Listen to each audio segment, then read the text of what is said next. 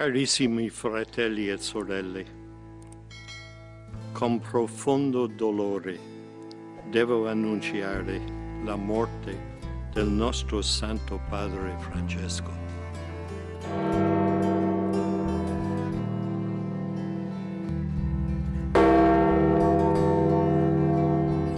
Church bells across Italy tolled at midday on April 21st to mark the Pope's passing.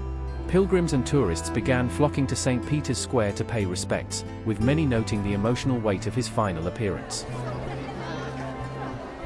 Seals were placed on the Apostolic Palace at the Vatican on April 21, 2025, shortly after the death of Pope Francis. This ceremonial act is part of the ancient sede vacante tradition, marking the official end of a papacy and the beginning of the interregnum, the period before a new pope is elected. It secured the papal apartments and private offices, symbolizing that no one may enter or use the Pope's official residence or belongings until a new Pope is elected. Per risorgere con lui, aspergiamo il corpo del nostro Papa Francesco, rendiamo grazie a Dio.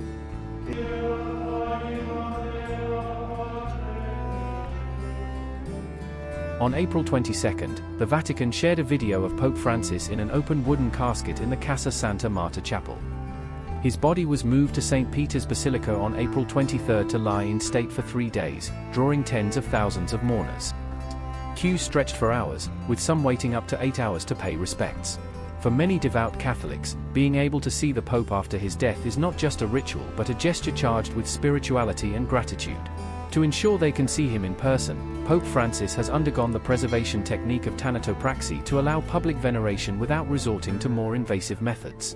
His body is displayed in a simple zinc coffin inside a wooden one, which will remain open during the ostension. The procedure involves the injection of preservative fluids into the arterial system, the complete disinfection of the body, corrective makeup, and the arrangement of the hands and face to ensure a serene and composed appearance.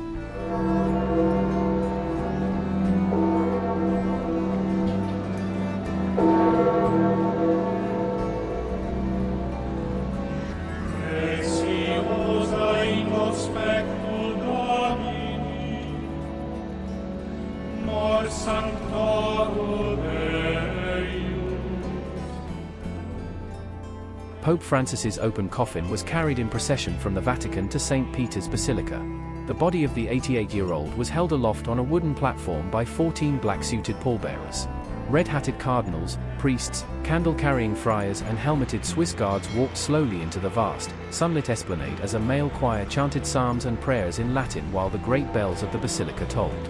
The Vatican said some 48,600 people filed past Francis' coffin from 11 a.m. Wednesday, when public tributes began, through 8:30 a.m. Thursday, AFP reported. Later Thursday, the Vatican put the number at 61,000, AFP said.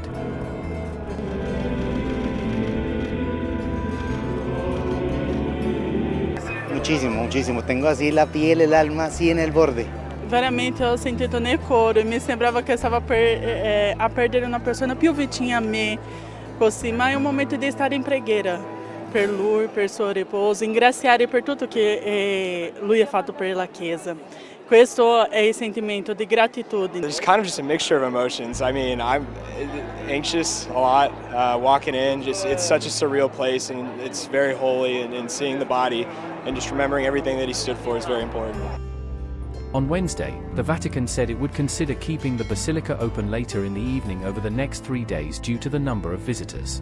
Inside St. Peter's, the atmosphere was quiet and solemn as some people kneeled and prayed, before slowly moving on. Pope Francis left clear instructions that he wanted a smaller ceremony in keeping with his simpler tastes as pontiff. He had arranged for a benefactor to pay for it all. Italian Prime Minister Giorgia Meloni paid her respects to Pope Francis at St. Peter's Basilica. She stood silently, showing deep emotion during this national mourning period. Italy has launched a major security operation for the event.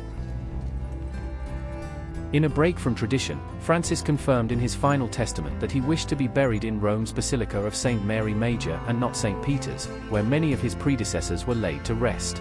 Francis's choice of burial place marks another break with tradition. Most popes have decided to be laid to rest in the grottos beneath St. Peter's. But Francis opted instead for the Santa Maria Maggiore Basilica in Rome's Esquilino neighborhood, which lies outside the Vatican.